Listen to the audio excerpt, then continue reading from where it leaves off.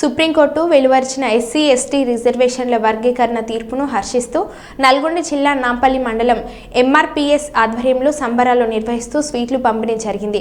అనంతరం ఎంఆర్పీఎస్ మండల అధ్యక్షులు శాంతికుమార్ మాట్లాడుతూ 30 ఏళ్ల పోరాటంలో ఎన్నో ఉద్యమాలు, ఎన్నో ధర్మాలు, ఎన్నో పోరాటాలు, మాదిగ ముద్దుబిడ్డ మందకృష్ణ పోరాటం ఫలితంగానే ఈరోజు సాధ్యమైందని అన్నారు. అదేవిధంగా ఈరోజు మందకృష్ణ మాదిగ గతంలో ఆ యొక్క సుప్రీంకోర్టుకు పోయి కంటతడి పెట్టి బయటికి రావడం జరిగింది. ఎన్నో పోరాటాలు చేసిన విధంగా ఈరోజు ఈ యొక్క పండుగ వాతావరణం నెలకొంది మన నాంపల్లి చౌరస్తా, అంబేద్కర్ చౌరస్తా నందు. అదేవిధంగా ఎంఈఎఫ్ రాష్ట్ర కన్వీనర్ శ్రీరాములు గారు ఉన్నారు, వారిని కూడా అడిగి తెలుసుకుందాం. నమస్తే అండి. నమస్తే సార్. ముఖ్యంగా మన మందకృష్ణ మాదిగ గారు గత 30 సంవత్సరాలు తన జీవితాంతం కూడా వర్గీకరణ జరిగితే జాతి బాగుపడుతుందనే ఉద్దేశంతో 30 సంవత్సరాలు ఆయన స్వార్థం కోసం కాకుండా అందరి కోసం నా జాతి వెనకబడి ఉందనే ఉద్దేశంతో మరి ఎన్నో కష్టాలకు ఓర్చుకొని ఎన్నో ధర్నాలకు జైళ్లకు వెళ్ళిన సందర్భాలు కూడా ఉన్నాయి.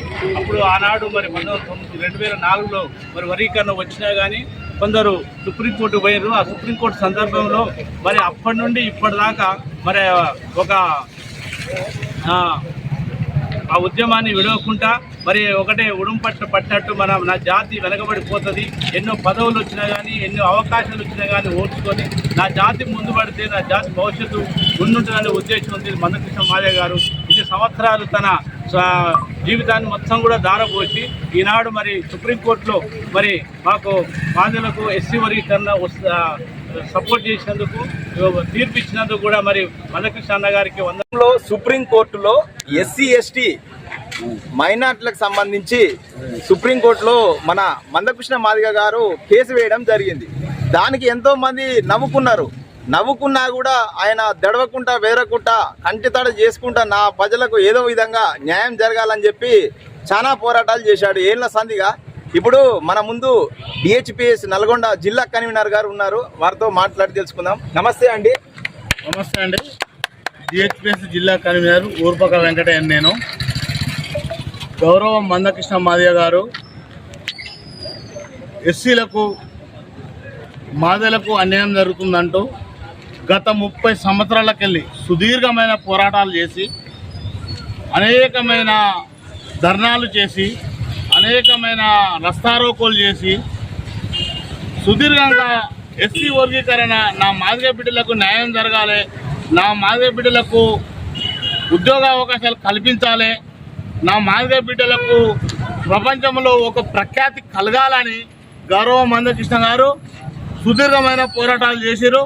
ఆయన పోరాటాల ఫలితం మేరకు, ఆయన చేసిన ఉద్యమాల మేరకు, ఆయన చేసిన త్యాగాల మేరకు మాదిగ జాతి కోసం ఆయన కష్టపడ్డ ఫలితంగానే ఈరోజు సుప్రీంకోర్టులో ఎస్సీ వర్గీకరణ కోసము మంచి సక్రమైన ఎస్సీ వాళ్ళకు న్యాయం జరగాలి, ఎస్సీ బిడ్డలు బాగుపడాలి అనే కాన్సెప్ట్ తోటి ఈరోజు కోర్టులో సానుకూలమైన అవకాశం వచ్చినందుకు గౌరవ మందకృష్ణ మాదిగ గారికి డిహెచ్పిఎస్ రాష్ట్ర కమిటీ, జిల్లా కమిటీ పక్షాన ప్రత్యేకమైన ధన్యవాదాలు తెలియజేస్తూ ఈ అవకాశం ఇచ్చిన పెద్దలందరికీ ఉద్యమాల అభివందనాలు తెలియజేస్తూ సెలవు తీసుకుంటున్నాను. చౌరస్తానందు అదేవిధంగా ఈరోజు మందకృష్ణ మాదిగ గతంలో ఆ యొక్క సుప్రీంకోర్టుకు పోయి కంటతడి పెట్టి బయటికి రావడం జరిగింది. ఎన్నో పోరాటాలు చేసిన విధంగా ఈరోజు ఈ యొక్క పండుగ వాతావరణం నెలకొంది మన నాంపల్లి చౌరస్తా, అంబేద్కర్ చౌరస్తా నందు.